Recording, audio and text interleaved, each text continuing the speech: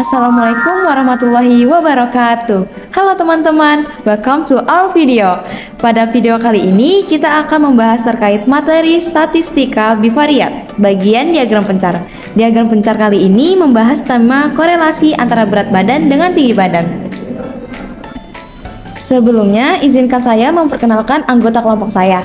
Ada Deswita Suci, yang kedua ada Dinda Gracia, yang ketiga ada Indah Putri, yang keempat ada Nikesha Anindya, yang kelima ada Rasyad Gilang, dan yang terakhir Zani Anggraini.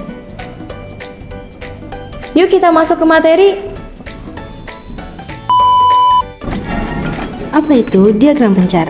Diagram pencar atau diagram scatter biasa juga disebut sebagai diagram tebaran atau scatter plot, yaitu sebuah diagram yang digunakan saat kita perlu menyajikan data yang terdiri dari dua variabel kuantitatif atau biasa juga disebut sebagai data bivariat. Dengan diagram pencar ini, kita dapat mengamati hubungan antara variabel bebas X dan juga variabel terikat Y. Sebaran titik-titik X dan Y dapat menunjukkan hubungan X dan juga Y. Hubungan antara nilai variabel tersebut dapat terlihat pada diagram dan membentuk pola. Pola yang terlihat dapat menyerupai garis lurus atau pola yang lain. Jika polanya menyerupai garis lurus, maka hubungannya bisa disebut dengan hubungan linear. Teman, ini nih contoh diagram pencar, di mana biaya iklan sebagai variabel X bebas dan hasil penjualannya sebagai variabel Y terikat. Nah, teman-teman, nextnya nih kita bakal ngebahas terkait pola penyebaran dan juga tren data.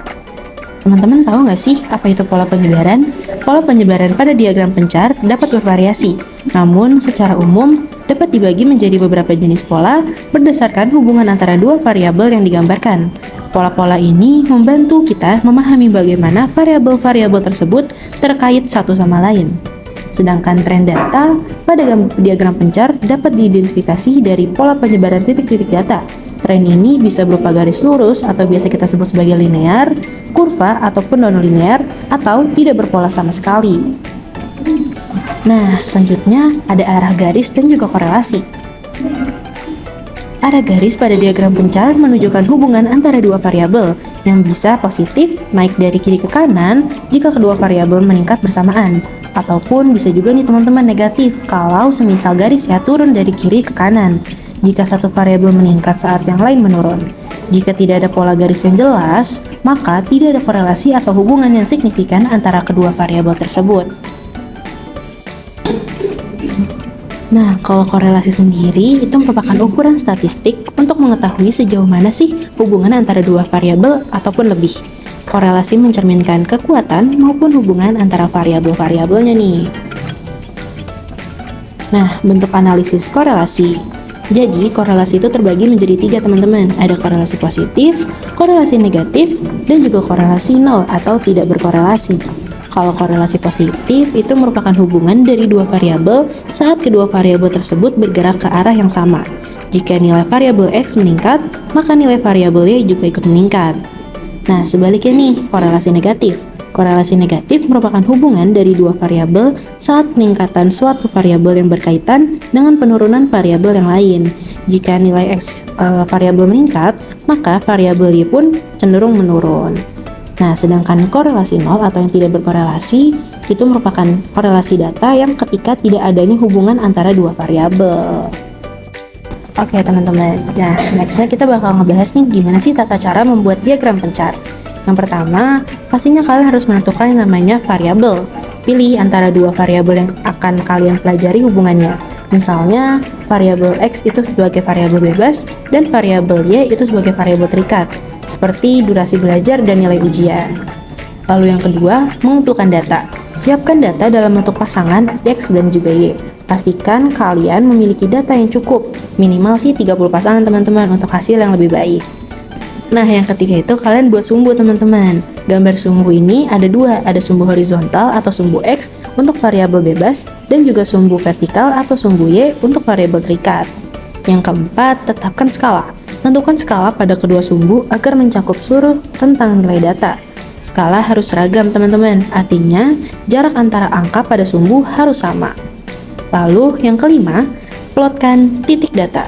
Letakkan setiap pasangan data X dan juga Y sebagai satu titik pada bidang koordinat sesuai dengan koordinatnya masing-masing.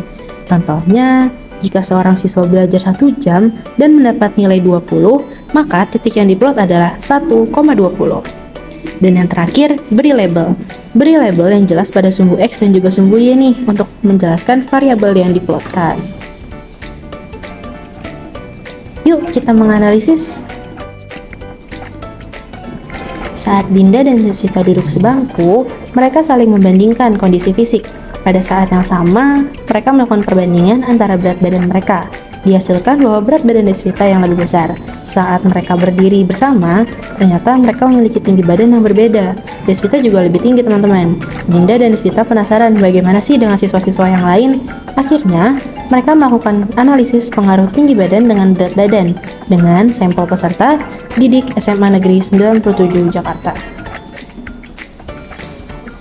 Berikut adalah data yang didapatkan oleh Desvita dan juga Dinda. Ada 40 data nih teman-teman.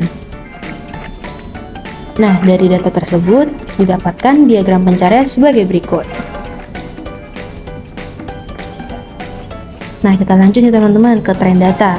Dari diagram pencarian yang telah dibuat, dapat dilihat bahwa korelasi antara variabel X, yaitu berat badan, dan juga variabel Y atau tinggi badan, membentuk garis lurus.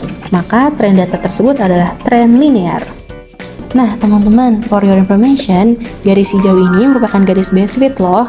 Kalau misalnya teman-teman mau tahu garis base fit apa, nih aku jelasin ya. Garis base fit merupakan garis lurus yang paling sesuai dan menggambarkan tren umum dari sekumpulan titik data yang tersebar pada suatu grafik. Tujuannya apa sih? Nah, garis base fit ini menunjukkan arah dan kekuatan hubungan antar variabel. Apakah variabel ini cenderung naik atau positif, ataupun data ini merupakan cenderung negatif ataupun turun, atau tidak ada hubungan. Nah, setelah adanya tren data, yuk kita tentukan korelasinya teman-teman. Yang tadi aku udah jelasin bahwa korelasi itu ada dua, ada positif dan juga negatif. Nah, dalam data yang sudah didapatkan oleh Desvita dan juga Dinda, ternyata dalam diagram pencar dapat dikatakan bahwa korelasi antara data variabel X dan juga Y membentuk korelasi positif. Karena ketika variabel X yang meningkat, nilai variabel Y pun ikut meningkat. Nah, kita interpretasi datanya ya teman-teman. Dari data dan korelasi di samping, dapat kita simpulkan nih bahwa semakin besar nilai berat badan seseorang, maka semakin tinggi pula tinggi badannya. Sekian pemaparan dari kelompok kami. Thank you for watching guys and see you next video. Bye bye.